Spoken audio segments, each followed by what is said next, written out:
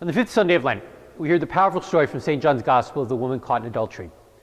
And this woman who was caught in the very act of adultery is brought to Jesus by the Pharisees because they know what the law says.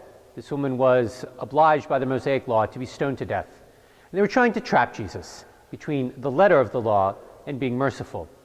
And masterfully, Jesus eludes their trap by not undermining the law, not overriding the law, but simply reminding them that the one who was without sin should be the one to cast the first stone at the woman.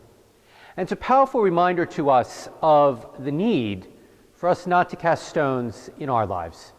It's so easy to look at other people and see their sinfulness, to look at other people and think how horrible they are compared to us. When we do that, we are just like the Pharisees in the Gospel. As Jesus reminds us, let him who is without sin be the first to cast the stone. Since none of us are without sin, then none of us can or should be casting stones at one another. It's a radical story about forgiveness.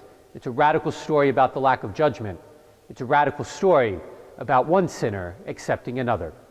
And while Jesus raises the woman up from the dust and gives her the gift of forgiveness, it's also a story about us giving the gift of forgiveness to one another, recognizing that all of us are sinners trapped in the dust, and instead of throwing stones at one another or judging one another, during the season of Lent, we should be helping each other to rise up from the dust and to find that forgiveness, that love, and that acceptance that Jesus gave to the woman and that Jesus has for each of us. Not a homily, just something to think about.